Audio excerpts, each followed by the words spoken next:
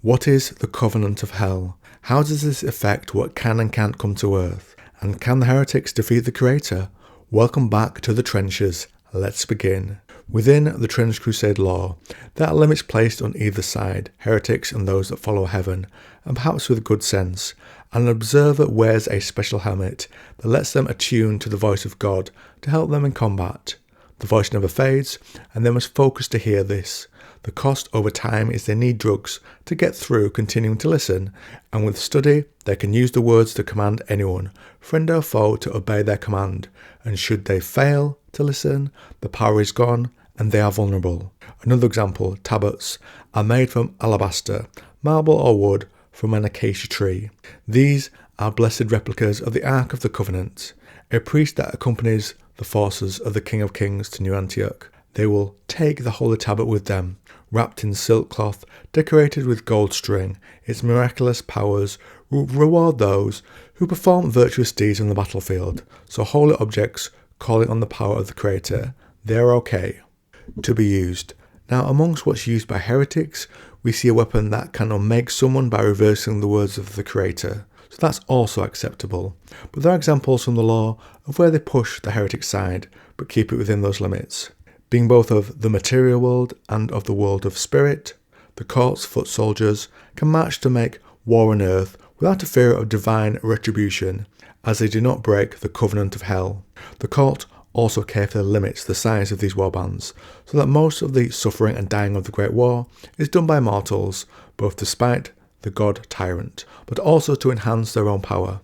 As more humans are corrupted and die in the rebellion, the more God's plan is disrupted, and the greater the power of the devil, it goes stronger. So two takeaways from that. When humans die or are corrupted, that disturbs the power of God and his plan, and increases the power of the morning star.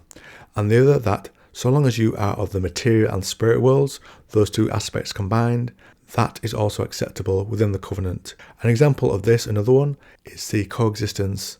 Also applies to the weapons, the Ophidian rifle. Pretty cool, I'll just go over that law for you now. This wheel-lock hunting rifle is produced in the forges of the demon Sabnok, the great Marquis of War. Made of both infernal and earthly metals and materials, it exists simultaneously in the twisted dimension of hell as well as earth, a thing that should not be.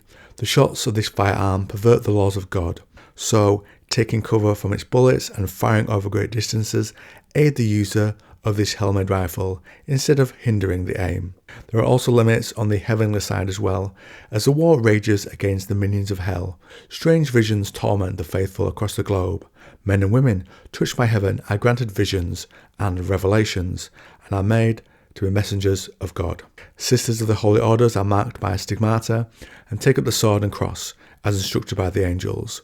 Those who have transgressed seek to atone for their sins by taking as many followers.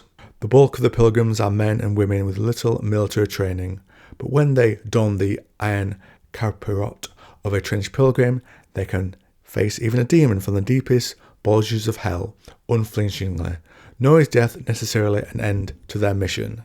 Sometimes the seventh Metachrist will deem a fallen pilgrim worthy and bring them back as martyr penitents, warriors halfway between heaven and hell, able to fight once more and feel no pain from bullet or bayonet thrust. So whatever the Metachrist is, and we've discussed this on the channel in pretty good detail, is powerful but acceptable within the covenant based on what the covenant says to us.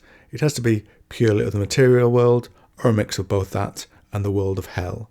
And the heretic forces are not doing bad, where people have abandoned God and openly wage war against his creation. It is a grim reality that a full third of humanity has bent its knee before the idols of hell. The main satanic military force on earth are the heretic legions, raised from amongst the citizens of the damned. One of the members of the court of the seven-headed serpent also operates on earth, and it's worth noting that. Not himself, but his followers. Beelzebub, Lord of the Flies, stands apart from the other lords of hell, who act mainly through their mortal followers. Instead, when he periodically gains supremacy in the bitter power struggles of the archfiends, he sends forth his deadliest curse, the Black Grail infection, the worst plague in the history of mankind. The Prince of Gehenna hates all creation and only wishes to warp it into a form pleasing to him, and hateful to God. And there might be good reason why there are limits on this. What happens to normal humans when the angel comes to earth? The angel stepped down from the sky in a burning catastrophe of light. Our minds broke upon the surface of those words, leaving us gasping for air. We cannot endure such relentless purity, and they either end their own lives or get set on fire. So you can see why, when actual beings of hell or heaven come to earth, they may cause more damage than they intend to. Praetors are part angel, but a mix of both, so are okay. Praetor, as they are partly born as creatures of natural order, they can sneak into the immortal realm without breaking the covenant of hell. That's the actual excerpt itself from the law. This binds each rebel seraphim, so beings of their level can come to earth if they are invoked. So what does all this tell us that the covenant of hell is? It limits the power of both sides, and the forces they can supply on terror.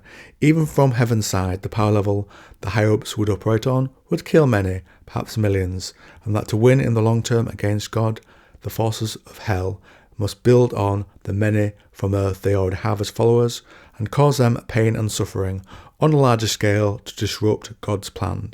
Yoke fiends torment the leagues long columns of the still living damned as they march into the lake of fire. In another example I'll give you, whipping them incessantly with scourges fashioned from the nerve bundles of still conscious victims. This colossal human suffering in turn powers the goetic magic of the archdevils and their mortal servants as it disturbs God's plan for the universe. Perhaps with enough of this goetic magic, they can replicate the unmaking on a larger level to win, to turn Earth into a type of hell where each demon has their own area made to their liking, a la Beelzebub.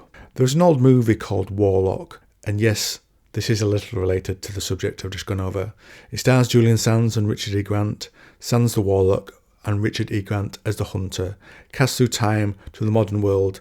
At the time, the modern world would have been the 80s.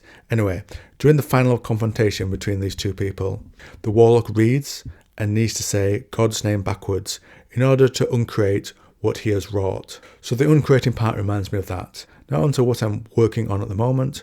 I've done a lot of heavy lifting with my trench vids. Most recently one is creation based on the write-up of lore given by the Trench Crusade creators to Scanner Barkley. It really goes into the details of their creation, and I love that sort of stuff. So that's one. The other is additional demons I didn't cover in my first video on them, as they didn't fit into the idea I had for it at the time. I wanted to focus on 2 demon breeds, how they do that, and which ones have bits of angel in them. Then I'm switching over to 40k for the next few days. I'm even discussing with a friend who has some of the models about playing a game of Trench Crusade, but that's something very much in the works for the future. So we'll see. Hope you enjoyed the video. Comment down below if you enjoyed it. Thanks for listening to the end of my rambling. And if you like this video on the Trench Crusade, you might like this one.